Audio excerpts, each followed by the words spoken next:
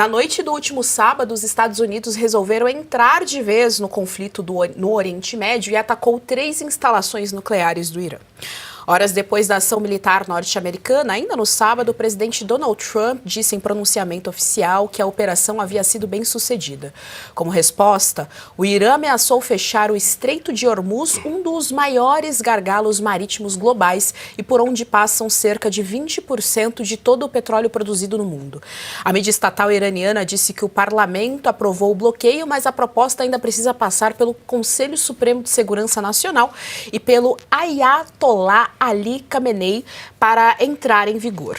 E hoje pela manhã, as imprensas norte-americana e israelense noticiaram que o Irã lançou mísseis em uma das bases aéreas americana localizada no Catar e também atacou uma instalação dos Estados Unidos no Iraque, em retaliação ao episódio do final de semana.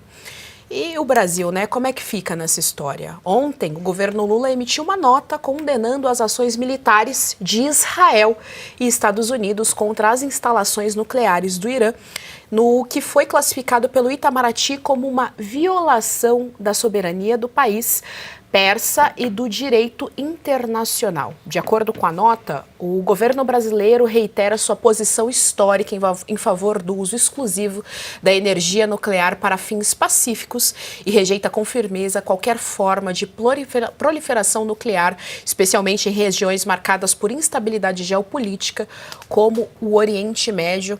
Tá aí a nota do Itamaraty. Eu vou começar aqui pelos nossos internacionalistas, né? Todo mundo sabe que o professor Marcelo Suana é professor de Relações Internacionais.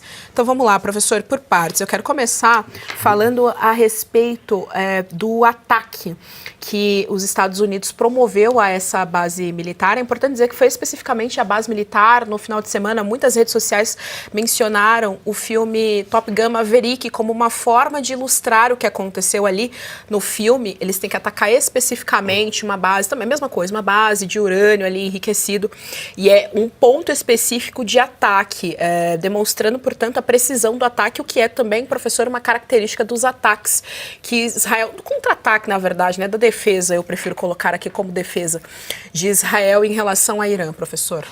Inicialmente, sempre vou citar, amizade eterna Brasil e Israel, devolvam os reféns, e aqui é a Associação Diplomada Escola Superior de Guerra do Rio Grande do Sul. Sabemos de que lado estamos. É interessante você ter trazido esse filme. Eu, particularmente, vejo esse filme de uma forma diferente. Primeiro, ele foi um filme de combate a essa cretinalha woke. Tá? Porque tanto que as críticas fizeram que era um filme com muita testosterona, eu não sei o que significa isso, mas tentando mostrar que era muita virilidade, uma bobagem, era um mundo diferente, que não tinha, e ali era um procedimento tático que eu acho que não se aplicou neste caso específico. Os norte-americanos, primeiro o Trump entrou na guerra, assumiu que ia entrar. Mas ele entrou para dizer, nós temos que dar continuidade àquilo que o Israel está fazendo, porque o ator que tornou possível o que está acontecendo se chama Estado de Israel. Israel fez o primeiro ataque, Israel identificou, Israel bombardeou uma malha logística, abateu determinadas estruturas antes dos norte-americanos chegarem. Além disso, ele teve a sabedoria de identificar como quebrar a cabeça da serpente. Ele não foi em pessoas, não foi em civis, ele foi em responsáveis que estavam em determinados lugares. Para fazer isso, Israel adotou um procedimento que foi uma obra de arte de combate aéreo, uma obra de arte de inteligência e uma obra de arte de estratégia militar. O que Israel fez é espetacular. Vamos começar por aí. Então, aqueles que seriam os grandes heróis nesse primeiro momento se chama povo israelense ou são os israelenses. Eles é que foram os espetaculares até o presente momento. Os norte-americanos assumiram o protagonismo e eu sempre vou agradecer os norte-americanos por estarem fazendo o que estão fazendo.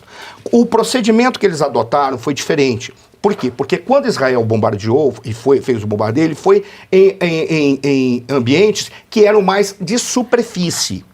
Por quê? Porque eles não detêm determinados armamentos, que é a bomba de 13 toneladas que os norte-americanos têm. Por todo mundo fica falando, medo de os Estados Unidos vai retaliar com armamento nuclear. Não precisa. O poder de fogo dos norte-americanos é gigantesco. Só o que eles têm de tonelagem de bomba convencional é o suficiente para suplantar qualquer necessidade de bomba atômica. E aí, o que os norte-americanos fizeram? Utilizaram uma bomba específica que é a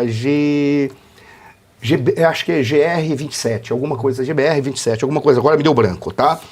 E ela tem 13 toneladas, ela consegue atingir bunkers até 100 metros de profundidade. Por qual razão isso era tão importante? Porque por mais que os israelenses tivessem garantido o controle do espaço aéreo iraniano e tivessem garantido o bombardeio de áreas e regiões específicas que anulou a capacidade do Irã de realmente poder fazer uma resposta pesada, eles não tinham a capacidade de atingir esses silos, não tinham a capacidade de atingir essas usinas que estavam a 60, 70 metros de profundidade. E aí os norte-americanos poderiam. A decisão norte-americana foi espetacular por uma razão simples. Porque está definido que se é para acabar com a palhaçada desse programa nuclear iraniano, que não é um programa para a produção de energia elétrica, é um programa para o desenvolvimento de uma bomba atômica que está associado, primeiro, ao enriquecimento de urânio, segundo, à produção da bomba, e terceiro, à produção de mísseis balísticos. E foi aí que Israel entrou, bombardeou aqueles silos, aquelas regiões, aqueles aeroportos, aquelas bases que eram específicas, mas não tinha como atingir a base de Fordow, eu tenho a impressão que é essa, que aí precisava da bomba americana. Os norte-americanos alçaram o ar com 7 B-2, e o B-2 é uma nave espacial. Ele é gigantesco em tamanho e no radar ele fica do tamanho de um pombo. Ou seja, fica cego. E os norte-americanos utilizaram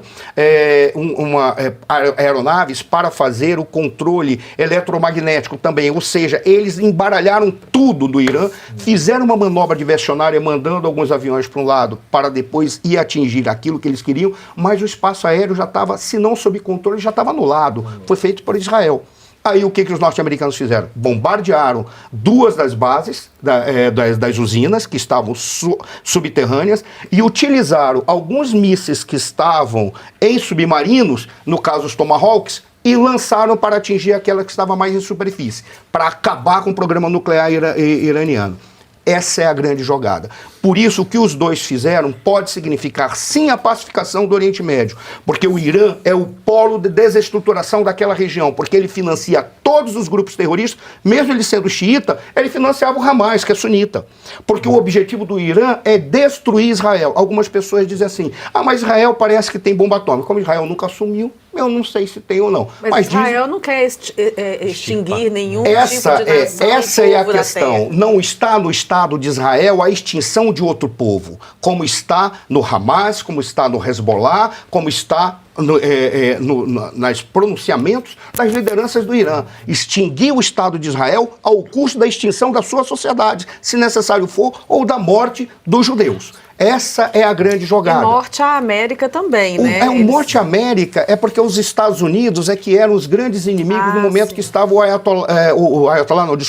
o Shah Reza Pahlavi, porque os norte-americanos, eles deram suporte para o Shah Reza Pahlavi, que foi uma monarquia centralizada, teve um alto índice de corrupção, razão pela qual caiu, mas havia democracia e liberdade no Irã. E havia crescimento econômico, desenvolvimento econômico. Por que eles são contra os norte-americanos? Os norte-americanos eram a base, davam suporte para o Shah. Tanto que para eles derrubarem o Shah, eles também tomaram alguns procedimentos deles, invadir a embaixada dos Estados Unidos, deixaram por dezenas de dias, centenas de dias, acho que foi quase 1 ano e pouco, todo o pessoal da embaixada dos Estados Unidos prisioneiro. Quem resolveu isso foi durante o período do Carter, quem resolveu isso foi o Reagan, que foi fazer a negociação, os negociadores do Reagan foram lá, negociaram e depois negociaram a libertação deles. Mas aí veio a Revolução Xiita, que derrubou. Aí eles começaram a tomar os Estados Unidos como inimigo do Irã, propriamente dito. Mas todo o Ocidente é inimigo daquele regime teocrático. E os norte-americanos, por serem o maior pilar, os norte-americanos que são o principal alvo. Mas, basicamente, só para encerrar, para ter lógica. Então, só para dizer isso, porque esse aqui foi o conteúdo. Eu fiz essa exposição toda para dizer que os norte-americanos fizeram é espetacular e pode dar um fim. Tanto que agora é o fim do regime iraniano. É o que se imagina que vai acontecer. E o herdeiro do trono mora nos Estados Unidos e já está se preparando para pedir uma rebelião do povo para assumir o trono. Esse é o plano. Mas não se pode esquecer que os heróis, aqueles que tomaram a decisão e falaram, nós, entre a desonra e a guerra, nós vamos para a guerra. Porque quem opta pela desonra terá a desonra e a guerra. Como alguns veículos de comunicação aqui no nosso país. Lucas, quero te ouvir a respeito, claro, de toda essa excelente introdução que o professor fez para nós, mas também, primeiro em relação ao posicionamento do Brasil em relação a essa guerra. O Brasil, mais uma vez, se coloca como instituição por meio do Itamaraty, né? Ele sempre aciona o Itamaraty e pega uma briga aí com os Estados Unidos. Mas a gente precisa pensar, só o alemão soprou no meu ouvido, professor, o nome da bomba, na verdade, é GBU-57. É GBU-57, um coronel acabou de mandar, ele fez a correção para mim, ele disse GBU-57, o coronel Marcelo Santos, e estima-se que Israel tenha por volta de 96 ogivas nucleares. Pronto. Como Israel não assume, eu acredito que não tem. Só pra gente deixar bem esclarecido, ou escurecido se tiver algum esquerdista na audiência. É importante, então, a gente ver esse papel aí do Brasil defendendo uma ditadura, porque a gente precisa lembrar ainda que nós estamos falando de países que defendem a liberdade de expressão e a democracia, contra países que têm uma ditadura institucional ali instalada dentro da sua malha social. E aí vale a pena a gente ainda mencionar o livro Suicídio do Ocidente, um livro que eu já li há algum tempo e que ele explica como o esquerdismo é o grande teor de ataque dentro do próprio Ocidente. O esquerdismo, para existir, ele precisa destruir o Ocidente, e é interessante esse livro porque ele coloca a Rússia, que ainda não está na guerra, mas está ali paradinha e é um dos inimigos dos Estados Unidos, mas coloca a Rússia como um dos problemas, porque a Rússia nunca foi tão Ocidente assim, né? Sempre foi meio lá, meio cá, então tem essa questão também. Lucas. Eu acho que a explanação aqui do professor Marcelo Santos foi bem completa, né? Realmente a explicação internacional quanto à parte militar. Eu só traria alguns pontos a mais do que ele falou e também trazendo essa questão do ponto de vista do governo brasileiro, né? Não do povo brasileiro. Trazer alguns pontos que ele tinha falado. Acho que é interessante ressaltar que, de certa forma, o que Israel fez foi deixar cego, né? Então, ele conseguiu esse domínio aéreo, né, do espaço iraniano, né, e deixou meio que cego. Então, assim, permitiu, como o B-2 já facilita também, né, que realmente é uma nave que tem essa, como ele disse, né, fica cego para os radares, mas já tinha tido essas ações militares antes de Israel que facilitou isso. Além disso, né, é bom frisar que nas últimas semanas aí, Israel tem eliminado alguns dos principais líderes, né, do Irã, gente da Guarda Revolucionária, militares de altíssima patente. Então, assim, a reação deles está mais complicada, né? E ressaltar, além disso, eu acho que é importante a gente trazer também uma diferença, né, ele trouxe muito a questão, né, internacional militar, mas trazer da política externa. A política externa é de Donald Trump em relação ao que foi Biden e Obama, né? Porque a política de Biden e Obama em relação ao Irã, em geral, era o quê?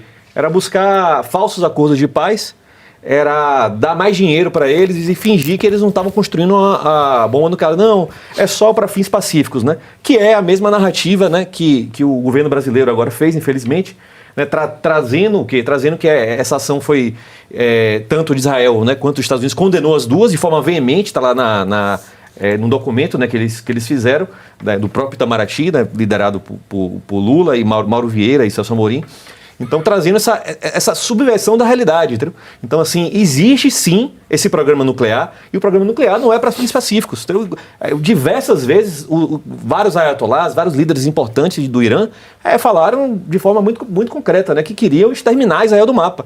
Então, assim, é uma ameaça existencial. Entendeu? Quando vocês assistirem aí em outros veículos aqui que não é o Oeste, né, vão estar falando, não, tal, mas isso pode gerar mais problema, isso pode gerar a Terceira Guerra Mundial. Não, eu acho que a ação foi muito bem feita, algum nível de coordenação deve ter acontecido também, né, entre Estados Unidos e Israel, mas assim, os principais líderes já foram batidos, né, então você conseguiu neutralizar onde se produz a questão nuclear, né, e aí trazer a parte do Brasil a vergonha, né? O Brasil realmente se mostrando do lado do eixo totalitário, né? O Brasil do lado de países, né, como o Irã, como Rússia, como China, Venezuela, Cuba, né, que são todos partes do mesmo eixo, né? Aqui quando a gente pensa aqui na América Latina, a gente pensa no Foro de São Paulo, né? Mas de uma forma mais ampla, você tem...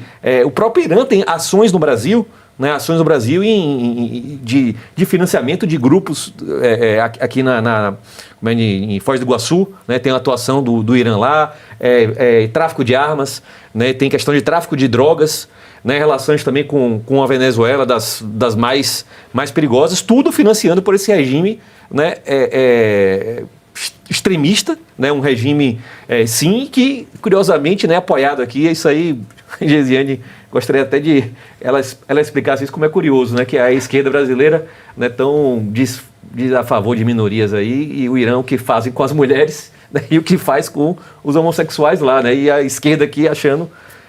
botando Israel de vilão e o Irã de mocinho na história, né? É que o Ocidente e o cristianismo, ele é tão bom, ele é tão maravilhoso que ele permite que ideias que vão destruir o Ocidente e o cristianismo existam dentro desse É o que se chama ambiente. liberdade de expressão, Pois que eles tanto querem combater. Exatamente.